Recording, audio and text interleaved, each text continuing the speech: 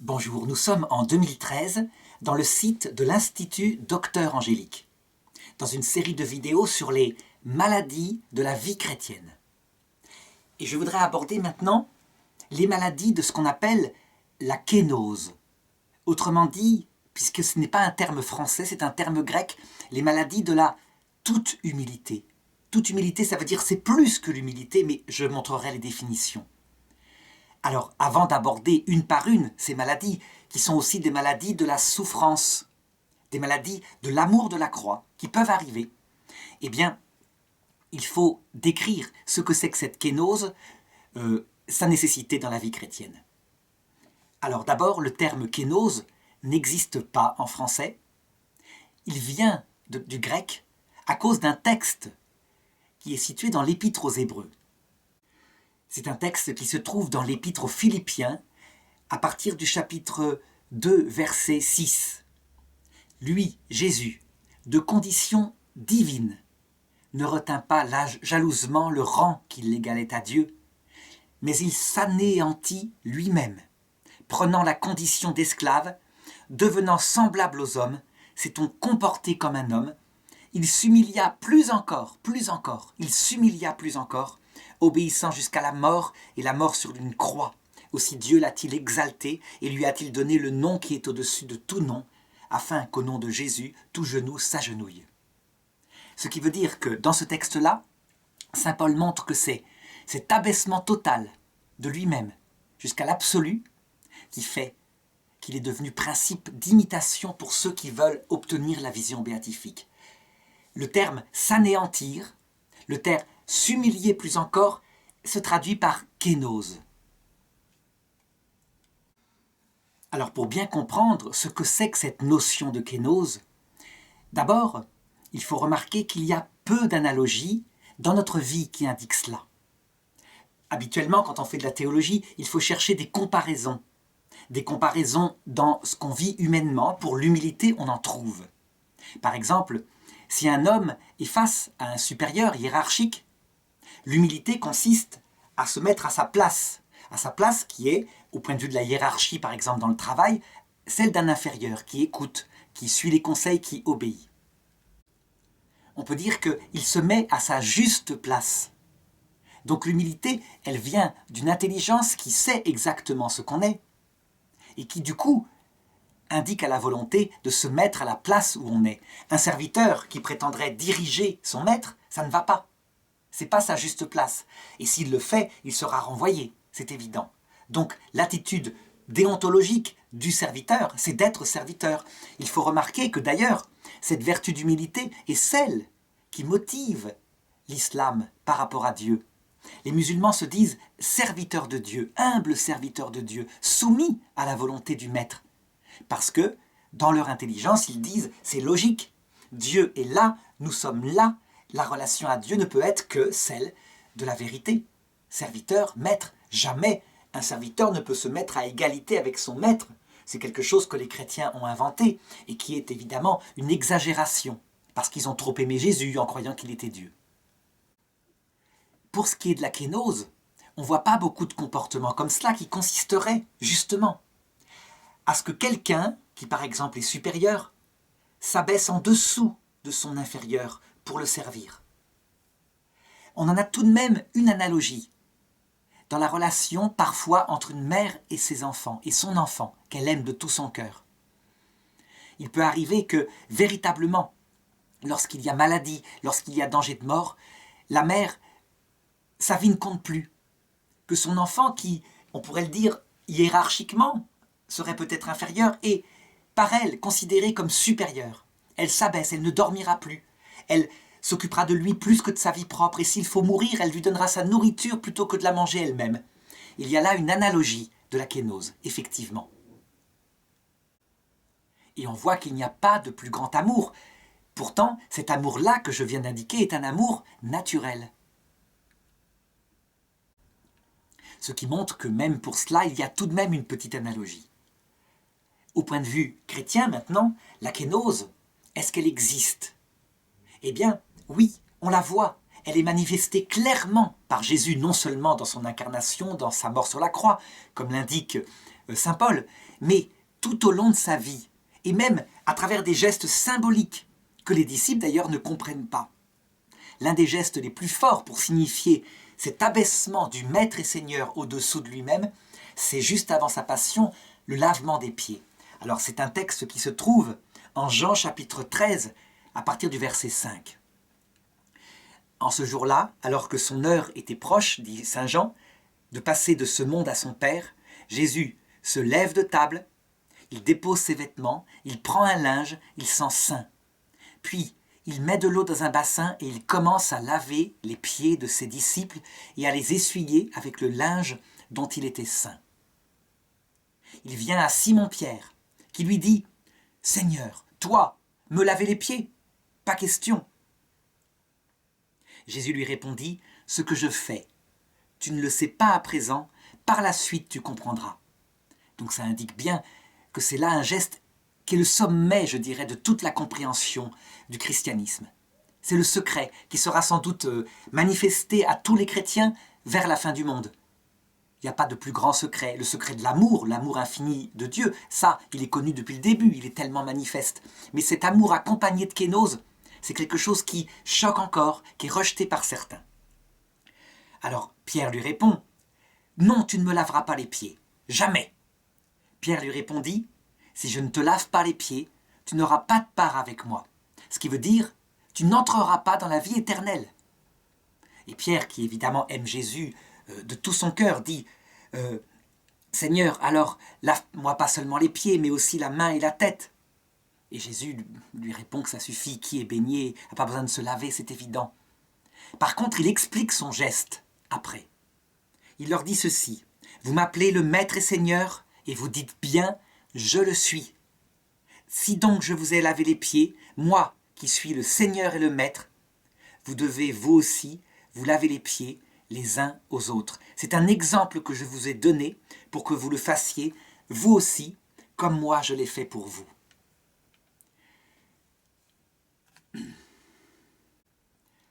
Ceci indique bien que Jésus comprend que nous ne comprenions pas, mais qu'il nous demande de faire confiance.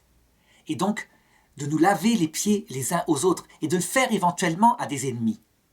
On peut dire que, par exemple, actuellement, en 2013, lorsque les papes, depuis 50 ans, avec le Concile Vatican II, ne cessent de faire des pas vers l'islam qui, partout dans le monde, persécute le christianisme, eh bien, il y a certains prêtres, certains fidèles qui se scandalisent cette attitude de l'Église en disant « Mais ça ne va pas, elle va se faire bouffer, elle est complètement naïve. » Quand le pape François dit dans son encyclique l'Évangile de la joie que le vrai islam est un islam humble et modeste, qui aime Dieu, les gens disent « Mais c'est aberrant, on voit l'inverse. » Eh bien, il pratique tout simplement la kénose, c'est-à-dire qu'il fait le premier pas vers quelqu'un qui se comporte plutôt comme un ennemi, en tout cas depuis plus de 1000 ans, et il fait confiance. Est-ce que Dieu écoutera cette prière de l'Église et fera que l'islam deviendra ce que le pape dit qu'il est, une religion qui à la base fondamentalement aime Dieu, l'adore et ne fait pas la guerre? L'avenir le dira, mais toujours est-il qu'on a là un exemple de geste de kénose. L'humilité, qui est la vérité, aurait consisté à dire « Mettons les choses à plat, vous avez commencé. Ah non, c'est vous qui avez commencé. Qui a commencé à persécuter l'autre? Qui a instauré la guerre ?» Et là, on mettrait les choses à plat, on constaterait que les péchés sont probablement des deux côtés à la fois. Il y a très probablement un grand orgueil d'église établie depuis 700 ans dans l'église catholique d'Orient. Et puis une conquête violente, effectivement, de l'islam. Ça serait l'humilité. Par contre, faire le premier pas, ne pas demander à l'autre de reconnaître ses propres erreurs, reconnaître les siennes en premier, ce que fait l'Église depuis 50 ans, c'est ça qu'on pourrait qualifier de kénose. Dès qu'on applique la kénose à un exemple concret comme ça, on voit à quel point c'est difficile, c'est presque même antinaturel parfois. Et donc la question qui peut se poser, est-ce que la kénose est une vertu théologale? Est-ce qu'elle est un état de l'âme? Comment est-ce qu'on l'acquiert, cette qualité? Alors je dirais, la kénose n'est pas une vertu théologale. Son objet n'est pas Dieu aimé à cause de Dieu. En effet, les 3 vertus théologales, la foi, l'espérance, la charité, ont toutes pour objet Dieu. Par exemple, je crois en Dieu. Et ont pour raison Dieu. Je crois en Dieu parce que je fais confiance à Dieu. Il ne peut pas me tromper. J'aime Dieu. Pourquoi? À cause de Dieu, pas à cause du plaisir qu'il donne seulement, à cause de Dieu lui-même. J'espère Dieu, la vision béatifique. Et qui me la donnera? Dieu, Dieu lui-même. Voilà les 3 vertus théologales. Pour la kénose, c'est différent. C'est un état de l'âme qui se met en dessous des autres. Donc c'est autre chose. On ne peut pas la qualifier non plus de vertu humaine, purement humaine, même si je l'ai montré, il y a quelques exemples. Au point de vue humain, à part chez les mères, et souvent les pères les regardent avec une certaine condescendance. C'est souvent considéré comme un vice. Quelqu'un qui s'abaisserait à laver les pieds d'un ennemi ou d'un inférieur serait méprisé. On n'est pas dans un monde de bisounours, dirait-on. Il est complètement à côté de la plaque, c'est un fanatique illuminé. Donc je dirais que la kénose est plutôt un état intérieur de l'âme qui a compris quelque chose de plus que l'humilité. Et on constate qu'elle ne peut trouver une valeur que si elle est issue d'un amour. Elle est donc un fruit d'un amour très grand. L'amour maternel pour son enfant, ou l'amour de Dieu. Et à cause de l'amour de Dieu, un abaissement devant Dieu, un abaissement devant son prochain. Si la kénose, s'abaisser au-dessous de lui-même, est fait pour un autre motif, elle devient, je dirais, de la servilité. Par exemple, quand on a peur d'un tyran qui peut nous écraser, on va s'abaisser, on va manifester énormément d'attention, le flatter, etc. Ça paraît être de la kénose. En réalité,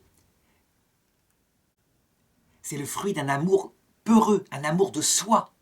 Et donc il faut bien survivre. D'ailleurs, les personnes qui sont des grands supérieurs et qui obtiennent de leurs inférieurs ce genre de soumission constatent, lorsqu'ils perdent leur pouvoir, que ce n'était qu'une apparence, due à la peur. Ils perdent aussitôt, ayant perdu leur pouvoir, tous ces amis, tous ces courtisans, on pourrait appeler, qui avaient une apparence d'abaissement, d'admiration devant lui. Donc la vraie kénose est issue de l'amour. Cependant, à cet égard-là, on peut regarder et constater qu'il y a 2 formes, 2 niveaux de kénose possibles. La première, elle est issue d'une intelligence qui comprend que c'est le bien, parce que par exemple Dieu le veut, ou parce que son enfant est plus important que soi. Donc c'est une kénose, on pourrait dire, qui sort de la méditation. C'est cette kénose-là qui était demandée par exemple à Adam et Ève au jardin d'Éden. Une seule chose leur était demandée par Dieu, obéir à un commandement, ne pas manger de cet arbre-là. Tout le reste, ils pouvaient le faire. Et c'était bien un abaissement au-dessous d'eux-mêmes, parce que pour une âme humaine libre, dotée d'intelligence, faire confiance sur un point sans savoir la raison, c'est extrêmement difficile. Ceux qui arrivent à croire sans comprendre, il suffit de reprendre l'exemple que je disais tout à l'heure, l'Église qui s'abaisse devant l'islam. Croire que ça vient du Saint-Esprit, sans comprendre, sans avoir les effets devant soi, c'est extrêmement dur et beaucoup se révoltent. Il y a même des lettres sur Internet adressées au pape François qui critiquent cette attitude-là actuellement en la qualifiant de naïve finalement. Donc c'était demandé à Adam et Ève. Cette kénose-là, c'est celle qu'on voit dans le texte où Jésus lave les pieds de ses disciples. Il sait quelle est sa mission et il le fait. Et puis il y a une deuxième kénose. Une kénose qui n'est pas produite par l'intelligence, mais qui est tout à fait différente, qui est produite par la souffrance ultime, l'expérience de la souffrance ultime, du désespoir, le fait d'avoir été écrasé. Et elle est décrite dans l'Écriture à propos de Jésus. Il est même affirmé dans l'Écriture que Jésus l'a acquise à la croix, qu'il ne l'avait donc pas avant lui, qui pourtant Dieu fait homme, dans son humanité, ne pouvait pas avoir cette qualité avant qu'il ait été crucifié. Ce texte-là se trouve dans l'Épître aux Hébreux, au chapitre 5, à partir du verset 7. C'est lui, Jésus, qui, au jour de sa chair, ayant présenté avec de violentes clameurs et des larmes, et des implorations et des supplications à celui qui pouvait le sauver de la mort, et ayant été exaucé en raison de sa piété, c'est lui qui, tout fils qu'il était, a pris. Il a pris. Donc c'est quelque chose qui est absolument étonnant dans ce texte-là. Lui, le Fils éternel, fait homme, a pris quelque chose. Il a pris de ce qu'il souffrit l'obéissance. Le terme employé n'est pas kénose, mais en fait, l'obéissance qui est sortie de là est une obéissance ultime due à la kénose. Après avoir été rendu parfait, donc l'Épître aux Hébreux insiste, il a été perfectionné, donc purifié. Lui, Jésus, qui est le tout pur. Il est devenu pour tous ceux qui lui obéissent, principe de salut éternel, puisqu'il est salué par Dieu du titre de grand prêtre selon l'ordre de Melchisédek. Quelle est cette kénose nouvelle que le Christ acquiert par sa croix et qu'il ne pouvait pas acquérir par sa simple intelligence? Quand il avait lavé les pieds de ses disciples, il ne l'avait pas. En fait, toute personne qui a connu dans sa vie un moment d'expérience de désespoir psychologique, qu'on appelle, quand ça concerne la vie chrétienne, la nuit de l'esprit, donc le mur total, une forme de nuit de l'intelligence qui ne sait plus ce qu'elle fait sur terre, qui se caractérise souvent par l'envie de mourir. La petite Thérèse de l'Enfant Jésus, qui l'avait vécu dans sa maladie, et alors que Jésus avait complètement disparu par sa présence sensible de sa vie, elle écrivait à un moment donné « Je comprends ceux qui se tuent ». C'est quelque chose qu'on voit d'ailleurs chez presque tous les saints, vers la fin de leur vie. Je pense à saint François Xavier, qui a 46 ans, alors qu'il évangélise le monde entier, l'Asie entière, veut partir au Japon pour évangéliser. Il est trahi par des marins qu'il a payés, qui doivent le mener au Japon, et il meurt misérablement au pied d'une plage, tout seul, et on retrouve son corps. Je pense aussi à saint Louis, qui veut servir Dieu de tout son cœur, et qui meurt misérablement de la peste ou de je sais pas quoi, de la dysenterie, devant les murs de Tunis, avec des angoisses terribles, l'absence totale de la présence de Dieu. Je pense à sainte Jeanne d'Arc, qui, devant le bûcher, elle a 20 ans, 21 ans, devant le bûcher, craque complètement, elle signe un papier blanc, elle se soumet à l'évêque. Mais il faut dire que ses voix ne sont plus venues depuis des semaines dans sa prison, qu'elle est malade. Elle a mangé un poisson qui l'a rendue malade. Elle n'a plus le courage. On menace sans arrêt de la violer. Et le soir, les voix lui réapparaissent. Elle reprend courage, mais elle a connu quelque chose qui est unique et qu'elle vivra le lendemain parce qu'elle sera brûlée vive. C'est donc une épreuve que très souvent les saints, à l'image de Jésus, vivent sur cette terre et qui changent leur cœur. Mais il n'y a pas seulement les saints. Il y a aussi les hommes non croyants qui connaissent cette épreuve du désespoir. Je veux dire par là que, prenons un avare. Son trésor est dans son or qu'il a enterré dans son jardin.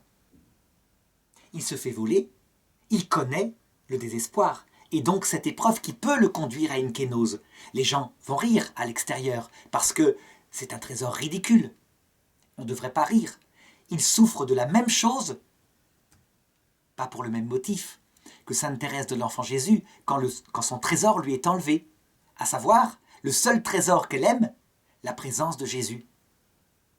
Et sainte Thérèse de l'Enfant Jésus, après sa croix et sa kénose, ne se serait jamais moquée d'un avare à qui on a arraché son trésor. Elle ne peut plus. Elle comprend ce qu'il vit. Là où est ton cœur, là est ton trésor. Donc on le voit, il y a par la croix, c'est-à-dire la souffrance, une kénose particulière qui peut être acquise.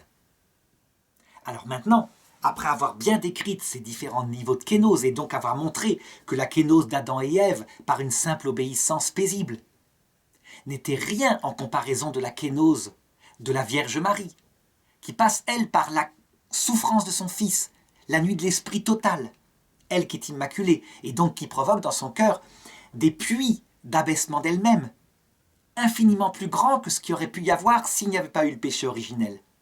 Au point que l'Église chante « Heureuse, faute d'Adam et Ève, qui nous a valu un tel niveau de salut ». Et bien après avoir exprimé ces kénoses, il reste à expliquer pourquoi est-ce que cette chose-là est si nécessaire. Pourquoi est-ce qu'il faut faire une vidéo sur les maladies de la vie chrétienne à partir de cette question de la kénose? Eh bien, c'est très simple. Pour voir Dieu face à face, qui est le but de la vie chrétienne, le voir avec l'Église, c'est-à-dire avec tout ce qu'on aime. Le paradis est une alliance, une famille. Donc on ne voit pas Dieu comme un solitaire. On le voit avec les saints et les anges qu'on voit, avec qui on discute, et on ne quitte jamais la présence de Dieu. Mais pour voir Dieu face à face, il y a deux conditions qui sont absolument nécessaires. Premièrement, l'aimer. C'est impossible autrement parce que Dieu n'est pas un trésor, un coffre-fort rempli d'or. Dieu est une personne, la personne la plus humble, la plus aimante. Pour cela représenter, le curé d'Ars disait, Saint Maximilien Kolbe disait, pour ce qui est de l'Esprit Saint, s'il avait dû s'incarner, il aurait été la Vierge Marie. Il ne s'est pas incarné de fait, mais l'image la plus forte de l'Esprit Saint, c'est la toute petite Vierge Marie. Donc, une personne sensible, tendre, aimante, qui n'a jamais de retour sur elle-même. Voilà comment est Dieu. La conséquence, c'est que si on veut le voir face à face, il faut l'aimer. Il faut l'aimer parce qu'on ne peut pas voir Dieu si ce n'est à travers comme un mariage réciproque où deux consentements s'unissent. La première condition, tout le monde la connaît. Elle est le cœur même de l'Évangile. S'il n'y avait que cette condition-là, aimer Dieu de tout son cœur, de toute son âme, toute personne qui arrive devant le Christ à l'heure de la mort et qui choisit Dieu, ou toute personne qui sur terre a connu le Christ qui est l'image de Dieu et qui choisit Dieu, aussitôt, après la mort, pourrait rentrer dans la vision béatifique. Je dirais même, aussitôt la terre pourrait rentrer dans la vision béatifique. Le problème, c'est qu'il y a une deuxième condition qui s'appelle la kénose. Et que, dès le début de la Bible, Dieu explique à Moïse qui voulait voir Dieu au buisson ardent. Il lui dit « Tu me verras de dos, parce que nul ne peut me voir et vivre. » Le texte est traduit parfois par « Nul ne peut me voir sans mourir ». Et souvent, on le comprend en disant « sans passer par la mort physique ». Pas du tout, c'est pas ça que ça signifie. Adam et Ève, s'ils avaient obéi, donc cette forme de kénose, auraient vu Dieu sans passer par la mort physique. La mort physique n'est pas nécessaire, elle est juste le signe de quelque chose qui après se passe. Il s'agit de la mort intérieure. La mort a sa propre estime naturelle et bonne qu'on peut avoir de soi. Je dis bien bonne.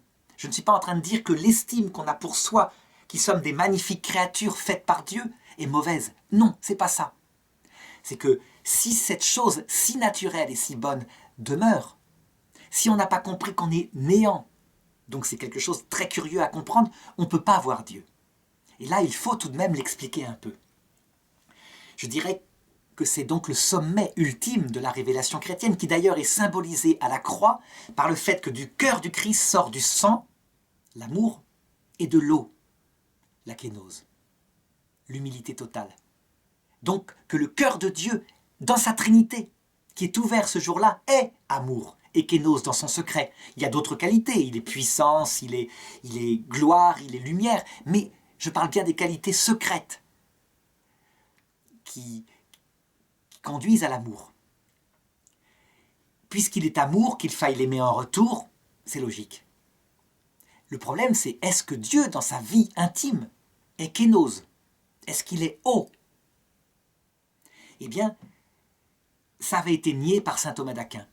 Saint Thomas d'Aquin disait, au Moyen-Âge, c'est pas possible. Il ne peut pas y avoir de qualité en Dieu qui implique un abaissement de soi, puisque Dieu est absolument parfait, absolument grand, absolument heureux. Uniquement les qualités impliquant des qualités positives, comme l'amour, la lumière, la puissance. Et puis, peu à peu, au cours de l'histoire, des gens comme les mystiques rénants, Maître Eckhart, disaient « il y a quelque chose en Dieu de plus ». Sinon, le Christ ne serait pas abaissé. Le Christ est Dieu, qui m'a vu a vu le Père. Si le Christ s'abaisse lui-même, c'est sûr, c'est pour montrer un exemple, d'accord. Mais qui m'a vu a vu le Père. Il révèle quelque chose du Père. C'est trop. La cause ne peut pas être totalement séparée de l'effet. S'il s'est fait homme, c'est qu'il y a quelque chose dans Dieu qui est humble. Et puis Maître Eckhart ne fut pas admiré, ne fut pas canonisé comme théologien. Et au XXe siècle, d'autres grands théologiens, comme Maurice Zundel, le cardinal Orson Balthasar, commencèrent à repenser cette kénose. Comment peut-on comprendre un abaissement en Dieu alors que, dans sa vie trinitaire, les trois personnes sont absolument égales? Eh bien, voilà ce qu'il est possible de dire maintenant. Lorsqu'on regarde les relations en Dieu, on sait que Dieu, sa vie consiste en une contemplation éternelle de lui-même. Et comme il se connaît parfaitement, c'est ça qui le rend heureux d'ailleurs, mais comme il se connaît parfaitement, le concept qu'il a de lui-même, le verbe, entre guillemets, c'est le mot latin pour concept, qu'il a de lui-même en se contemplant, est exactement semblable à lui-même. Parfaitement. Il se connaît absolument parfaitement. Pour comprendre un petit peu ce qui se passe, c'est comme si nous nous connaissions nous-mêmes parfaitement dans chacun de nos atomes. Ce qui n'est pas le cas. On connaît à peine son visage lorsqu'on ferme les yeux et qu'on essaye de se l'imaginer. Mais c'est comme si nous nous connaissions parfaitement au point que le concept qu'on a de nous-mêmes, en pensant à nous-mêmes, était nous-mêmes devant nous-mêmes. On aurait à ce moment-là deux personnes en une seule. Une seule parce que cette personne, ce verbe, n'est rien d'autre que soi-même qui nous connaissons. Et pourtant deux, parce que comme il est exactement semblable à nous-mêmes, parce que comme il est exactement semblable à nous-mêmes, devant nous-mêmes, il est bien deux. Eh bien, c'est ce qui se passe en Dieu. Le Verbe de Dieu est Dieu, issu de Dieu. Il est égal à Dieu. Et pourtant, il n'y a qu'un seul Dieu parce qu'il n'est rien d'autre que la connaissance que Dieu a de lui-même. Pour le Saint-Esprit, c'est la même chose. Il est l'amour infini que le Père et le Fils se portent réciproquement. Parce que toutes les qualités de beauté, de merveille sont dans l'autre. Or, comme cet amour est infini, eh bien, il est exactement identique en essence au Père et au Fils. On l'appelle le Saint-Esprit. Résultat, on a bien un seul Dieu en trois personnes qui sont exactement égales l'une à l'autre et qui sont issues du Père, qui se contemple lui-même. Résultat, dans des relations normales, le Père dit au Fils « Tu es exactement semblable à moi » et il l'admire. Et le Fils dit au Père « Tu es exactement semblable à moi » et il l'admire. Ça, c'est l'humilité. Quel est le problème alors? Comment peut-il y avoir kénose? L'humilité suffit, ils sont à leur juste place, il n'y a pas d'abaissement. L'humilité étant gardée non pas dans le fait qu'on s'abaisse devant l'autre, une certaine notion d'humus, mais plutôt une vérité, en l'occurrence en Dieu. Le problème, c'est que lorsqu'on analyse plus profondément ces relations de la Trinité, on voit que Dieu ne les qualifie pas seulement en termes de celui qui connaît, son propre verbe, leur amour, mais en termes de Père, Fils, Saint-Esprit. Un Père, ça n'existe pas en soi. Ça n'existe que parce qu'il y a un Fils. Si quelqu'un qui écoute cette vidéo n'a pas d'enfant, il n'est pas un père. Il est une personne humaine qui n'est pas père. Un Fils, ça n'existe pas en soi. Un Fils, c'est parce que ça a un père. Et donc, si on applique cela à Dieu, on se rend compte que le Père n'est que relation subsistante au Fils. Il n'existe que par le Fils. Et réciproquement, le Fils n'est que relation subsistante au Père, il n'existe que par le Père. La conséquence, c'est que le Père peut dire au Fils « Tu es plus important que moi, je n'existe que par toi. » Et le Fils peut dire au Père « Tu es plus important que moi, tu es plus grand que moi, dit Jésus d'ailleurs dans l'Évangile, je n'existe que par toi. » Et idem pour le Saint-Esprit. Si il est dit, alors qu'ils sont exactement semblables en nature, tu es plus grand que moi, ce qui n'est pas réel, mais ce qui est un effet de l'amour infini, alors il y a kénose dans la Trinité. Ça veut dire abaissement de chacune des personnes au-dessous de ce qu'elle est. Et c'est ça le mystère qui sera contemplé par Maurice Zundel, qui est un prêtre suisse, un grand théologien suisse. S'il y a donc kénose en Dieu, alors tout devient clair. Quand le Fils se fait homme, qu'il vient sur terre et qu'il choisit de vivre sa vie par un abaissement au-dessous des êtres humains, en leur disant « qui se fait le plus petit est le plus grand ». Et je vous donne un modèle. Il signifie par là que, pour voir Dieu, une condition est absolument nécessaire. On ne peut pas voir Dieu sans devenir soi-même comme Dieu, kénose, en s'abaissant au-dessous de soi-même, y compris devant ses ennemis. C'est quelque chose de tellement mystérieux qu'on comprend que la plupart des gens le comprennent plutôt au purgatoire, après la mort. Mais il est possible de le comprendre dès cette terre tout de même. Alors, pourquoi est-ce qu'il est impossible de voir Dieu si on ne devient pas soi-même kénose ? Une analogie permet de le comprendre. Je la prends souvent, mais autant la raconter parce que je n'en ai pas trouvé de plus belle. Imaginons un jeune homme qui tomberait amoureux d'une très belle jeune fille. Une très belle jeune fille dont il ignore le nom, mais il s'avère qu'en fait, c'est la Vierge Marie, celle qui sera la mère du Sauveur. Imaginons qu'il tombe amoureux, parce que d'abord elle est très belle, il l'a remarquée de loin, physiquement elle est très très jolie. Elle a un regard très humble, donc elle paraît très douce, elle est assez mystérieuse. Et tout d'un coup, alors que lui, il agit comme un homme normal, avec ses qualités, ses défauts, ça veut dire qu'il se renseigne de quelle famille elle est, si éventuellement elle a des richesses. Mais c'est secondaire. D'abord, il est tombé amoureux.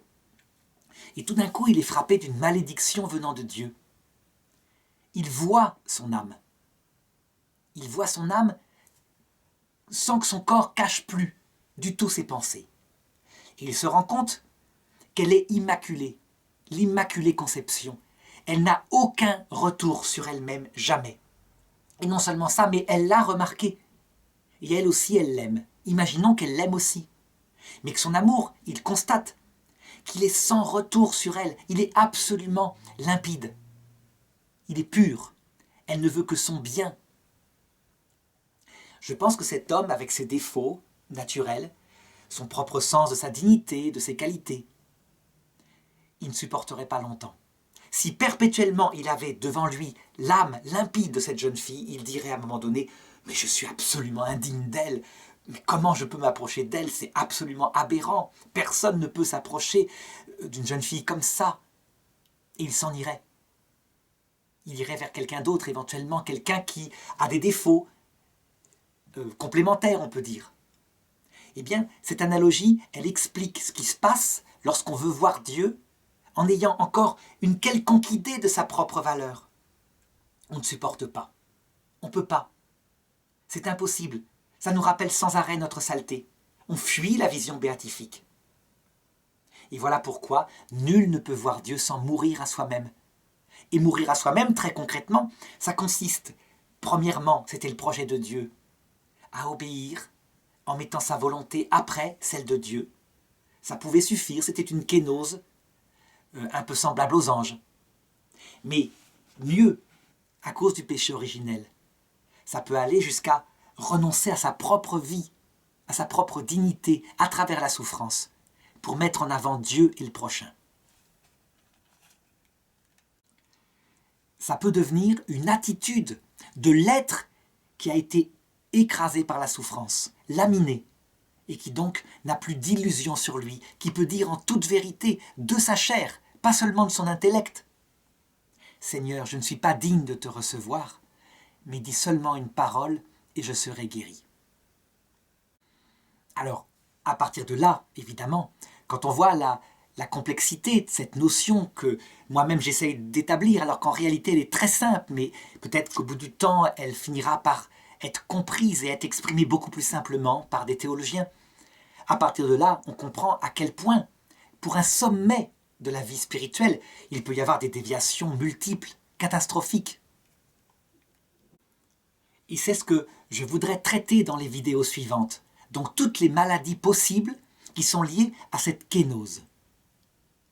Alors voilà, si je fais un schéma pour résumer ce que j'ai dit, la kénose est donc plus que l'humilité, elle est un abaissement de soi en dessous de soi.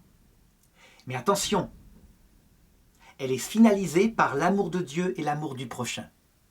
Elle n'est pas en elle-même une finalité, elle est un état de l'âme qui permet d'aimer comme il le faut Dieu et le prochain en vue de la vision béatifique. Pour cela, elle peut être acquise par des moyens qui quelquefois sont aussi le signe qu'elle a été acquise. Les moyens, c'est le choix de la foi, le choix de l'obéissance. On choisit de faire confiance à Dieu, donc de mettre sa volonté lucide après.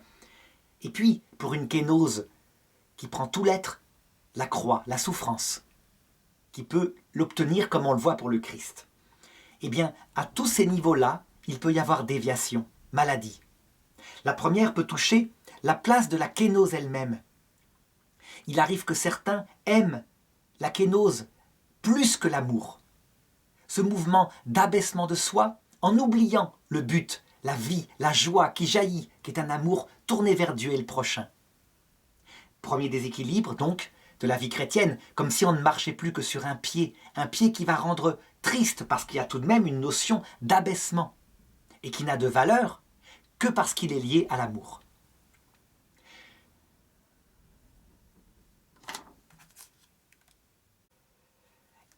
Il faut donc que la kénose soit située à sa juste place pour être guérie de cette première maladie. Autre possibilité, quand on a compris cette importance de l'humilité en vue de l'amour, on peut exalter les moyens tellement on est pressé d'acquérir cette kénose en vue de l'amour. On a vu ça chez des religieuses, particulièrement au XIXe siècle, l'exaltation de l'obéissance. Il y avait tellement le sens de l'obéissance que, dès le départ de la vie religieuse, on l'exaltait.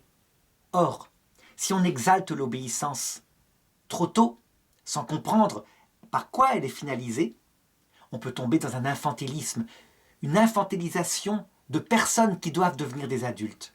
Donc il y a une maladie qui vient de la kénose, de la soif de voir Dieu et qui peut toucher à l'obéissance. Autre maladie, l'exaltation de la croix, de la souffrance. Toujours pareil, chez des personnes très mystiques et qui ont compris ces choses-là. Comme elles comprennent aussi que la croix est un moyen qui donne une kénose unique, comme le Christ, comme c'est montré dans l'épître aux Hébreux, eh bien, ils se mettent à aimer le moyen excessivement. C'est ce qu'on appellera le dolorisme, par exemple. Évidemment, toutes ces maladies de la vie spirituelle ont leur inverse. C'est toujours un excès ou un manque. Résultat, il y a une maladie particulière de l'intelligence, de la foi, qui touche l'Église occidentale depuis, je dirais, les années 60. Depuis que la pensée de mai 68 s'est fait la maîtresse pour enseigner ce qu'était le vrai christianisme, entre guillemets. Eh bien, c'est toute une théologie qui refuse définitivement tout cela, qui refuse le caractère rédempteur de la croix, aussi bien chez les hommes chrétiens que chez les hommes non chrétiens. Donc il faudra traiter aussi de cette chose-là.